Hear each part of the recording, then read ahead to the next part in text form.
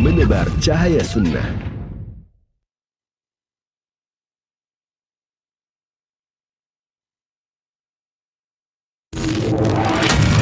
Roja TV, saluran tilaah Al-Quran dan kajian Islam.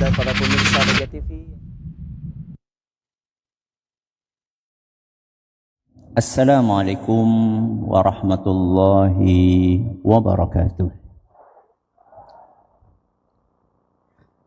Alhamdulillahi wa kafa, wassalatu wassalamu ala rasulihil mustafa wa ala alihi wa sahbihi wa man iqtafa, amma ba'd. Kita panjatkan puja dan syukur kehadirat Allah subhanahu wa ta'ala pada kesempatan pagi menjelang siang yang berbahagia kali ini, hari Senin tanggal 15 Dzulhijjah 1447 Hijriah, atau yang bertepatan dengan tanggal 1 Juni 2026, kita masih kembali diberi kekuatan, kesehatan, hidayah, serta taufik dari Allah Jalla wa'ala, sehingga kita bisa kembali menghadiri pengajian rutin Senin pagi di Masjid Manarul Ilmi di Komplek Pondok Pesantren Tunas Ilmu di Desa Kedung Wuluh, Purbalingga ini. Kita berharap semoga Allah subhanahu wa ta'ala melimpahkan kepada kita semuanya ilmu yang bermanfaat, sehingga bisa kita amalkan sebagai bekal untuk menghadap kepada Allah Jalla wa'ala. Allahumma amin. Salawat dan salam semoga senantiasa tercurahkan kepada junjungan kita Nabi Agung Muhammad sallallahu alaihi wasallam, kepada keluarganya, sahabatnya, dan umatnya yang setia mengikuti tuntunannya hingga akhir nanti. Para hadirin dan hadirat dan juga segenap pendengar serta pemirsa rahimani wa rahimakumullah. Alhamdulillah, kembali kita mengkaji tema fikih pendidikan anak. Kali ini kita memasuki serial nomor 229 yang judulnya Melepas Anak Merantau Menuntut Ilmu. Inilah tema kita hari ini. Ketika kita membaca kitab-kitab para ulama, maka kita akan temukan sebuah istilah rihlah. Napa? Rihlah. Yang lebih panjangnya ar-rihlatu fi talabil ilmi, merantau untuk mencari ilmu.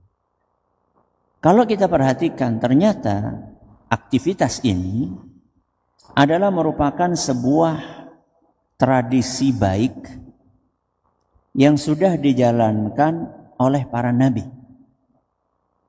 Kemudian dilanjutkan oleh para sahabat, lalu diikuti oleh para ulama. Kalau kita perhatikan di dalam Al-Quran misalnya, di surat Al-Kahfi, Allah Azza wa Jalla bercerita tentang merantaunya Nabi Musa alaihissalam. Nabi Musa merantau untuk berguru kepada sinten? Nabi Khidir. Ya. Ini dalam surat Al-Kahfi ayat 60 sampai 82. Di situ terjadi dialog dan beberapa peristiwa antara Nabi Musa dengan Nabi Khidir. Berarti Nabi Musa itu melakukan perantauan untuk mencari ilmu. Itu contoh dari kehidupan para nabi. Dari kehidupan para sahabat kita bisa melihat contoh, misalnya seorang sahabat yang terkenal banget untuk dijadikan sebagai role model seorang yang berjuang keras mencari hidayah. Sinten niku? Salman. Biasanya terkenal dengan Salman Al-Farisi. Dari label di belakangnya Al-Farisi, berarti Salman ini asalnya dari apa? Persia. Persia itu sekarang daerah mana? Iran, Afghanistan, itu Persia. Ya, daerah sana Persia. Jadi Salman itu meninggalkan kampung halamannya Persia untuk mencari hidayah. Dan sejarah mencatat sekurang-kurangnya ada 5 negara yang dilewati oleh sinten? Salman. Jadi beliau dari Persia kemudian menuju ke Syam. Syam itu sekarang pun di Suriah, Lebanon, Palestina, itu nama Syam. Dari Persia kemana? Ke Syam. Dua ya. Dari Syam beliau berpindah ke Mosul. Mosul itu sekarang pun di Irak. Ya, berarti sudah berapa negara? Udah 3.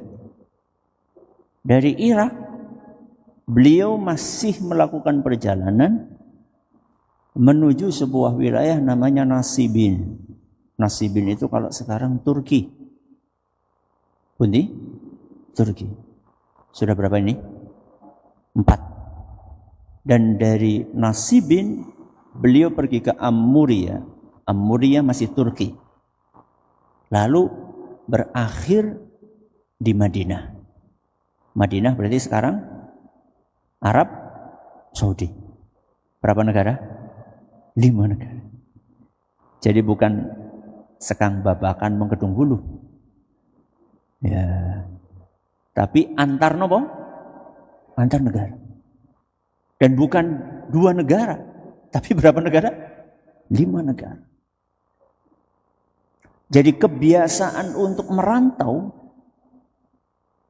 itu adalah sebuah tradisi baik yang dipraktekkan oleh para nabi, para sahabat, dan para ulama. Ya. Bahkan ada sebagian ulama yang merantau baru pulang ke kampung halamannya setelah 40 tahun. Berarti merantaunya berapa tahun? 40 tahun. Ya. Ada seorang ulama hidup di abad ke-4 Hijriyah, namanya Al-Khatib Al-Baghdadi. Beliau itu ngarang buku khusus untuk mengumpulkan kisah-kisah ulama yang merantau. Ya. Judul bukunya Ar-Rihlatu fi Talabil Hadis. Ya, bukunya sekitar seginian tebalnya. Di perpustakaan kita ada. Berarti seandainya anak kita hari ini mereka pergi dari rumah dalam rangka untuk mondok, ya kalau bahasa kita sekarang apa? Mondok, ya. Berarti dia itu sedang meniti sebuah jalan yang jalan itu sudah dititi oleh manusia-manusia istimewa. Jadi bukan sesuatu yang baru. Ya. Jadi sejak dulu para ulama kita, bahkan para nabi, sudah melakukan hal yang serupa. Ya. Kira-kira di usia berapa anak kita izinkan untuk merantau? Tidak ada umur pasti yang sama antara satu anak dengan anak yang lain. Kenapa? Karena kesiapan mental satu anak dengan anak yang lain itu beda-beda. Mien, bocah SD wis bisa ngolet duit. Mien. Siki tamat S1. Esi nyadong. Ada anak seperti itu? Ada. Dulu anak SD sudah bisa nyari duit. Hari ini tamat S1 masih minta duit sama siapa? Sama orang tuanya. Berarti antara satu orang dengan orang yang lain, karena anak umur 13-an gitu nggih. Sudah tamat napa? SD kira-kira. Jadi umur SMP atau umur SMA. Itu kira-kira kalau di zaman kita ini ya sudah mandan lah ya, sudah lumayan. Tapi kalau masih SD kayaknya napa? Kayaknya belum ya. Kalau masih SD. Apalagi anak itu masih sangat butuh napa? Kasih sayang dari siapa? Dari orang tuanya. Ya, dia masih butuh perhatian maksimal dari orang tuanya. Ya, dia juga masih perlu latihan untuk mengurusi dirinya sendiri. Itu biasanya di usia SD. Tapi kalau sudah tamat SD, ya, udah SMP, apalagi udah SMA, maka ini salah satu waktu yang cukup ideal untuk kita lepaskan anak kita merantau. Oke.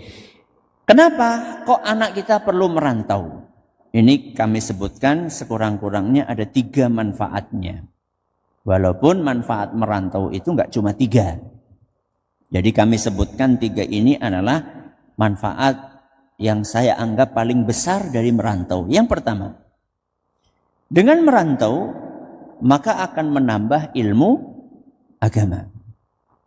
Dengan merantau maka akan menambah ilmu agama. Apakah anak kita perlu ilmu agama? Sangat perlu. Bahkan ilmu agama itu adalah modal dan bekal yang paling berharga dalam kehidupan.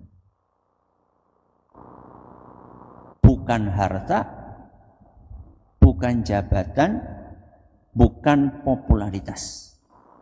Modal yang paling berharga untuk menjalani kehidupan adalah apa? Ilmu agama.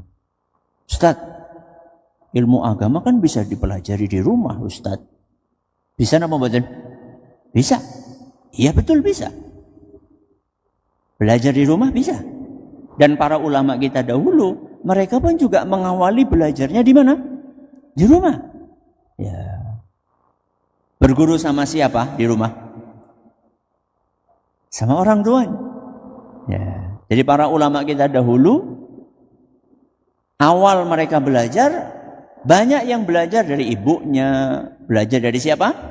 Dari bapaknya. Setelah belajar dari bapak ibunya, kemudian mereka belajar dari ulama yang ada di kampungnya. Ya, kalau sekarang mungkin dari guru apa? TPQ misalnya ya. Atau hadir pengajian di masjid, menghadiri pengajian para ustadz. Ya. Sebagai awalan itu betul. Akan tetapi Bapak Ibu yang kami hormati, namanya ilmu agama itu levelnya akan terus apa? Akan terus naik. Kalau di rumah dia belajar ilmu-ilmu yang dasar dan itu sudah dia kuasai, maka dia perlu untuk naik ke level berikutnya. Gampangannya nek nang omah ya sinau alif ba ta gitu kan. Ketika sudah naik level yang lebih tinggi, kira-kira bapak ibunya bisa ngajarin apa mboten? Oh, bapak ibunya besi sinau, bapak ibunya juga masih belajar, maka perlu tempat lain. Nah, di tempat lain itulah kemudian waktu belajar anak ilmu agama lebih banyak. Ya. Berbeda dengan di rumah. Ya. Kalau di rumah itu putrane jenengan maca Quran di rumah berapa lama, Bu? Pirang jam? Oh, keliru. Pirang menit. Anak kita paling baca Quran di rumah berapa menit? 10 menit, 15 menit. 1 jam. 1 jam gue wis Masya Allah gue. Ya. Tapi kalau anak itu di pondok, belajarnya berapa jam? Mulai dari bangun tidur sampai tidur lagi. Berarti kalau orang atau anak ini kita biarkan dia untuk merantau, maka ilmu yang dia pelajari, waktu yang dia gunakan untuk belajar ilmu agama lebih banyak. Kemudian guru yang membimbing anak itu juga lebih beragam. Ya. Kalau bapaknya sendiri atau ibunya sendiri yang ngajar, itu belum tentu anak ini akan serius. Ya. Dan kadang-kadang Bapak Ibu yang kami hormati, ini bocoran ya. Anaknya kiai itu bisa jadi kemungkinan jadinya itu dididik oleh siapa? Orang lain. Ya orang mesti sih, ya. Nggak mesti. Tapi anak kiai itu sering lebih jadi ketika dididik oleh kiai yang lain. Ya, entah kenapa ya, mungkin karena ada perasaan orang kepenak gitu ya, atau perasaan sayang yang kadang-kadang membuat proses pembelajaran tidak tidak maksimal gitu. Karena ini masih darah dagingnya, jadi baru bocah nangis ya jadi melas gitu loh. Jadi perlu anak ini dididik oleh orang lain yang mungkin tidak ada hubungan kekerabatan. Dan biasanya kalau di pondok, Bapak Ibu, itu yang namanya guru, ada 10, ada 15, itu punya keahlian yang berbeda-beda. Ya. Guru A ahli dalam ilmu akidah, guru B ahli dalam ilmu tafsir, guru C ahli dalam ilmu hadis, guru D ahli dalam ilmu bahasa. Begitu seterusnya. Sehingga anak kita itu akan mendapatkan ilmu di masing-masing bidang studi dari ahlinya. Sedangkan orang tua di zaman ini ya jarang menguasai semua bidang studi. Ya. Saya pribadi juga kalau ditanya beberapa bidang studi yang memang bukan jurusan saya akan katakan coba tanya sama ustadz yang lain. Misalnya ada orang datang ke saya, ustadz tolong saya nanya tentang masalah waris misalnya ya. Masalah waris, ilmu faraid. Saya akan arahkan coba tanya ke Ustadz Zaid misalnya. Ya, beliau lebih ahli di bidang itu. Jadi di zaman ini Bapak Ibu, nyari seorang guru yang menguasai semua bidang studi itu susah. Makanya ketika anak ini kita izinkan, kita lepas untuk merantau, untuk mondok misalnya, maka dia akan mengambil ilmu di berbagai bidang studi dari guru-guru yang ahli di bidang tersebut. Ya. Dan di situ anak juga akan berinteraksi dengan guru yang macam-macam karakternya. Sehingga kalau kita buka sejarah hidup para ulama, salah satu manakib itu keistimewaan seorang ulama adalah ketika gurunya banyak. Gurunya apa Bu? Banyak. Contoh, Imam Bukhari. Sinten? Imam Bukhari. Kita kan sering dengar nama Imam Bukhari. Hadis riwayat Bukhari Muslim. Itu berapa orang? Satu apa dua? Dua. Ya. Engko darani Bukhari Muslim wong siji. Bukan, Bukhari dan apa? Muslim. Imam Bukhari, Bapak Ibu yang kami hormati, beliau bercerita punya guru 1000 orang. Pinten gurune? 1000. Dan semuanya adalah ahlus sunnah. Orang-orang yang berkompeten, yang punya kapabilitas untuk diambil ilmunya. Sehingga salah satu keistimewaan Bukhari adalah gurunya banyak. Emang kenapa Ustadz kalau gurunya banyak? Kalau kita punya guru yang banyak Bapak Ibu, kita jadi enggak terbiasa Natik. Napa? Fanatik. Fanatik siapa? Nek ora karo ustad kae ora gelem. Hati-hati ya, aja fanatik ya. Jadi nek nyong lagi orang melebu. Kalau pas saya lagi nggak bisa, ya, kemudian digantikan sama ustadz yang lain, aja kayak gue. Ya. Buk jadi apa bu? Fanatik. Ya. Nggak boleh fanatik. Ya. Karena ustadz sepintar apapun tetap manusia. Ya. Jadi ketika anak kita ketika anak kita belajar dari banyak guru, maka anak kita dengan izin Allah akan terhindar dari penyakit namanya apa? Fanatisme. Ini manfaat yang pertama. Okay? Kenapa kok anak kita perlu merantau? Satu, untuk menambah ilmu agama. Karena tujuannya adalah menambah ilmu agama, maka kita harus selektif untuk mencari tempat yang pas untuk anak kita. Jadi kalau panjenengan akan memondokkan anak, itu enggak boleh cari pondok senemune. Enggak boleh cari pondok napa? Senemune. Alias enggak boleh asal-asalan, enggak boleh. Ya. Kalau asal-asalan, ya kita sering mendengar berita toh, ya, pagar makan tanaman. Ya. Hati-hati. Makanya kita harus selektif. Ya. Ustaz, saya bukan dari pondokan, saya nggak tahu. Ya tanya. Ya. Tanya sama orang yang kita percaya. Ustaz, kalau pondok anu gimana? Ya. Saya dulu ingat banget Bapak Ibu, ketika akan mondok itu sejak dari TK, ya. Jadi saya kan mondoknya setelah tamat SD. Jadi sejak dari TK itu sudah diajak ke pondok yang saya nanti bakal mondok di situ.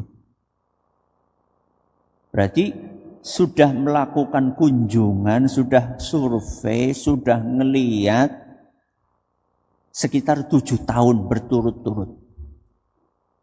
Saya dibilangi sama bapak saya, Le, kamu nanti tamat SD mondoknya di sini.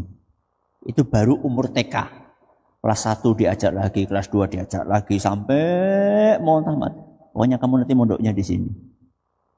Jadi bukan beli kucing di dalam karung, boten. Ya. Sing arep mondok wong tuane apa anake? Anake. Ada sebagian orang tua pengennya instan. Instan bagaimana Ustadz? Anaknya diajak, ayolah Le, ayo kita piknik yuk, piknik. Bocah seneng kan piknik. Kemana? Ya pokoknya piknik lah. Ujuk-ujuk mampir pondok. Kok tinggal kene ya? Terus tinggal lunga. Gak boleh kayak gitu. Itu namanya menjebak. Ya. Gak boleh. Jadi gak boleh cara-cara instan seperti itu. Ya. Kita harus memastikan pondoknya itu bagus. Dilihat dari apa Ustadz? Ya pertama dari gurunya. Ya. Gurunya terpercaya apa enggak? Kemudian dilihat dari kurikulumnya. Kurikulumnya bagus atau tidak? Kemudian dilihat mungkin dari alumninya. Alumninya bagaimana? Baru kemudian ngelihat fasilitasnya. Jadi bukan kok fasilitas nomor 1, bukan. Ya. Fasilitas itu nomor sekian. Nomor pertama yang dilihat adalah gurunya bagaimana, bisa dijadikan teladan apa tidak. Kalau enggak nanti kayak tadi itu, pagar nopo? Makan tanaman. Ya. Ini yang pertama. Jadi kenapa kok anak perlu merantau? Yang pertama untuk menambah nopo? Ilmu agama. Yang kedua, alasannya kenapa kok anak kita perlu merantau? Yang kedua, untuk menguatkan mental dan kemandirian. Kenapa kok anak-anak kita mentalnya perlu kuat? Karena hidup itu tidak selalu berjalan mudah. Ada saatnya kita akan mengalami kesulitan. Entah itu kesulitan ekonomi, entah itu masalah hubungan dengan orang lain, atau masalah-masalah yang lainnya. Maka untuk mempersiapkan anak kita menghadapi kehidupan yang kompleks, untuk mempersiapkan itu anak-anak kita harus kuat secara mental.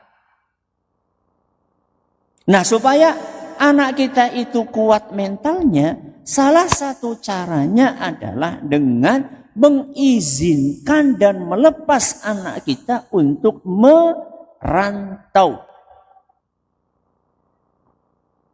Emang apa Ustadz sisi-sisi mentalitas yang bisa didapatkan oleh anak ketika dia merantau, ketika dia mondok? Emang apa saja Ustadz? Saya kasih contoh di sini. 1, ketangguhan emosional. Kenapa? Ketangguhan emosional. Jadi anak ini tangguh secara emosional. Kok bisa Ustadz? Iya. Karena ketika anak itu merantau, dia akan pisah sama siapa? Orang tuanya. Kangen apa mboten? Sapa? Wong tuane apa anaknya? Loro-loro. Perasaan kangen itu akan membuat mental lebih apa? Lebih kuat. Dia bisa menahan perasaan kangen itu. Ya. Ya bapaknya, ya ibunya, ya anaknya. Biyen Ustadz pas mondok kangen mboten? Kangen. Ya, wong saya itu nggak pernah pisah jauh gitu ya. Pas SD itu pisah jauh dari orang tua nggak pernah. Kok ujuk-ujuk langsung dipondokan dan nggak beda negara sih, beda provinsi. Ya, beda provinsi. Nek wong Purbalingga mondoke nang Banyumas sih penak ya. Paling setengah jam, sejam gitu ya bisa dijenguk. Enggak. Ini dari Jawa Tengah, mondoknya di Jawa Timur gitu nggih. Perjalanannya jauh dan pindah-pindah. Kalau zaman dulu kan becak, ngebis, ganti bis, ya terus ganti angkot, ganti becak. Itu kayak gitu kan modelnya. Kalau sekarang kan banyak orang pakai mobil apa? Pribadi gitu ya. Kalau zaman dulu kan Masya Allah, Arab kabur kan angel. Ya. Jangan tahu, saya itu ketika pertama kali mondok, nangis. Dan nangisnya itu bukan sejam 2 jam. Nangisnya itu seminggu. Ya, seminggu. Ya. Sehingga ketika ditanya sama temennya, namanya siapa? Nangis. Kamu kelas berapa? Nangis. Kamu dari mana? Nangis. Udah makan belum? Nangis. Seminggu. Kerjanya kok nangis dong. Dan ternyata ibu saya di rumah, rahimahullah, itu bukan cuma nangis, meriang. Dan gak cuma sakit, diopnam selama seminggu. Ya. Seandainya saat itu orang tua kami gak kuat, ya, maka lawislah bocah tiapa? Tiga bali bae ben ibune mari, enggak. Saat itu beliau berdua tetap berpendirian. Enggak, ini cuma proses adaptasi saja. Ya, dan terbukti alhamdulillah setelah seminggu saya udah enggak nangis lagi. Ibu sudah bisa keluar dari dari rumah sakit. Tapi setelah itu apa yang didapatkan? Ketangguhan mental. sadar atau tidak sadar, cepat atau lambat, kita bakal berpisah dengan orang yang kita cintai. Terutama berpisah ketika mati. Siapa yang mati? Yo anake yo wong tuane. Kalau seandainya dari sekarang kita tidak biasakan diri kita untuk berpisah. Nanti ketika kita ditinggal betulan, ditinggal wafat, itu akan terlampau berat. Tapi ketika hari ini kita terbiasa untuk pisah, sekian bulan, sekian tahun, suatu saat Allah menakdirkan orang yang kita cintai ini wafat. Sedih tetap sedih, tapi tidak terpuruk. Tidak jatuh terpuruk. Kenapa? Karena kita sudah terlatih untuk berpisah dari orang yang kita sayangi. Ini mental. Contoh yang lain, adaptasi sosial. Ya, adaptasi sosial. Apa itu Ustaz? Ketika anak kita mondok, dia akan bertemu dengan sedikit teman atau banyak teman? Banyak teman. Yang namanya banyak teman, karakternya satu macam atau macam-macam? Macam-macam. Disitulah anak kita dilatih untuk bisa berkomunikasi dan dilatih untuk bisa beradaptasi dengan berbagai macam manusia. Dan kemampuan ini Bapak Ibu yang kami hormati sangat dibutuhkan ketika anak kita terjun ke dunia nyata. Ketika nanti anak kita tamat sekolah, dia akan bekerja. Bekerja di sebuah komunitas yang orangnya macam-macam. Ketika dia bikin rumah sendiri, dia akan tinggal di sebuah komunitas, di perumahan yang orangnya juga macam-macam. Ketika dia pergi ke masjid, dia akan ketemu sama orang yang macam-macam. Ketika dia bepergian, dia akan ketemu sama orang yang macam-macam. Nah, anak kita ini, ketika sejak dini kita sudah biasakan dia bertemu dengan macam-macam orang, yang baik, yang enggak baik, yang keras, yang lembut, ya, yang kaya, yang miskin, yang pinter, yang enggak pinter, yang warna kulitnya beda-beda. Ketika anak kita sudah dibiasakan untuk berinteraksi dengan manusia yang bermacam-macam, maka mentalitas dia untuk bisa beradaptasi sudah terbangun. Oke, apalagi Ustaz? Kemandirian secara teknis. Ya. Ketika mondok, mau tidak mau nyuci baju sendiri. Ya. Nyuci piring sendiri. Ngerapiin kasur sendiri. Nyapu sendiri. Ngepel sendiri, ngelipeti baju sendiri. Dan itu seringkali di rumah tidak dilakukan.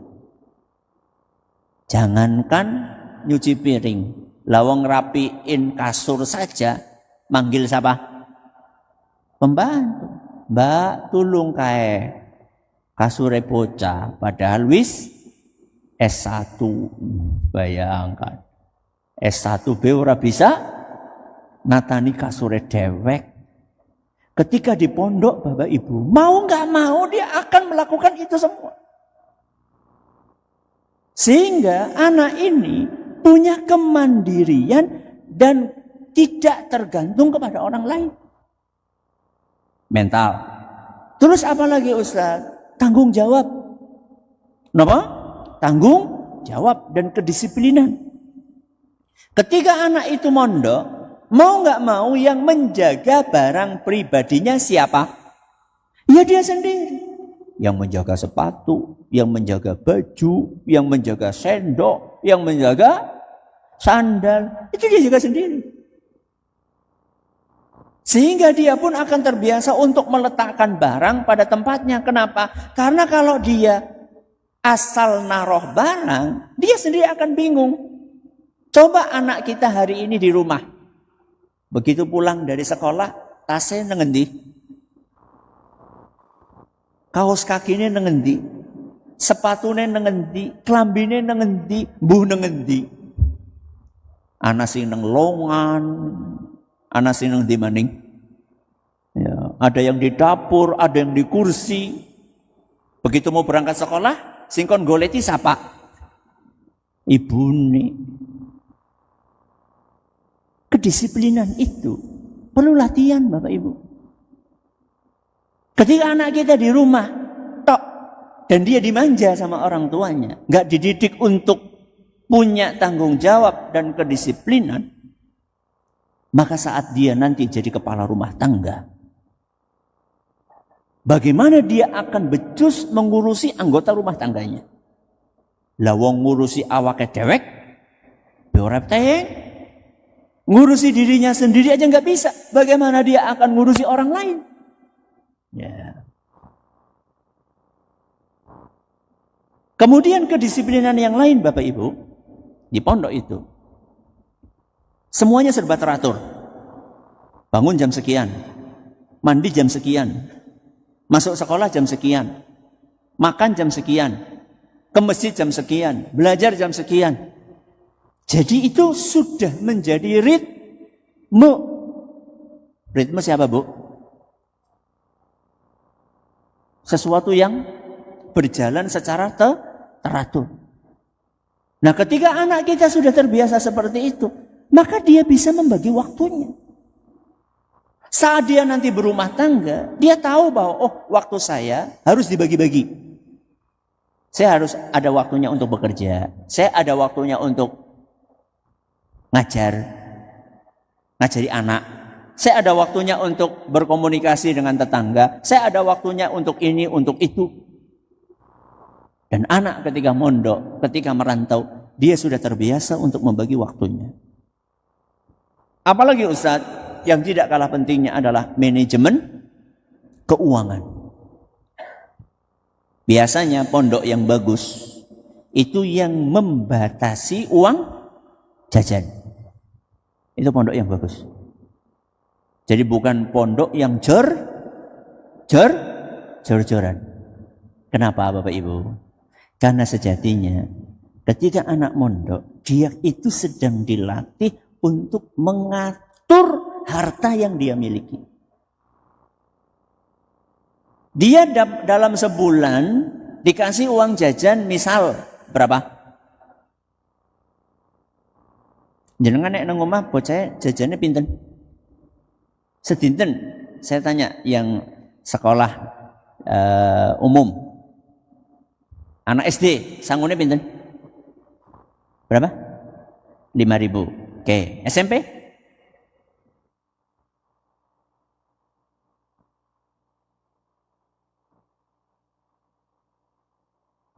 Berapa? 10. Ya, SMA?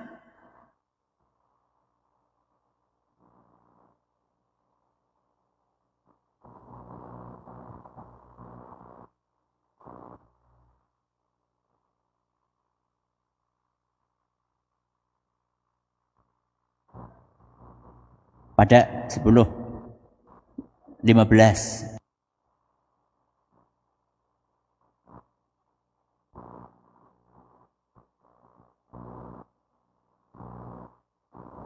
Berapa? 10. Ya, SMA? Pada 10, 15. Ya. Uang saku 300. Saya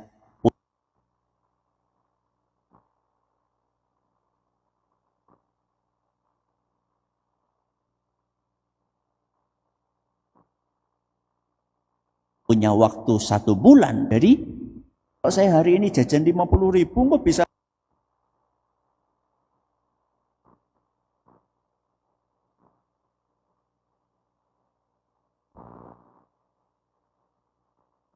puasa, dia harus beli odol, deterjen.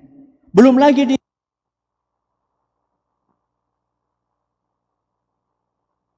dia mungkin suatu saat butuh. Itu anak itu akan terlatih. Sama atau beda Bu?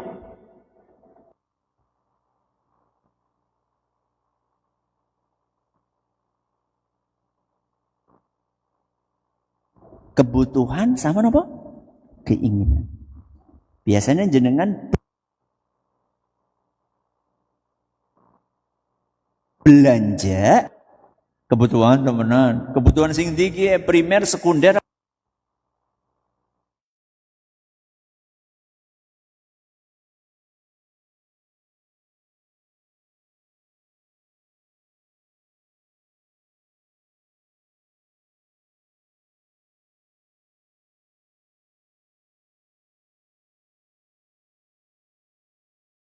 Simak Radio Roja Bogor 100.1 FM, Radio Roja Majalengka 93.1 FM, Radio Roja Palu 101,8 FM, dan Radio Roja Bandung 104.3 FM.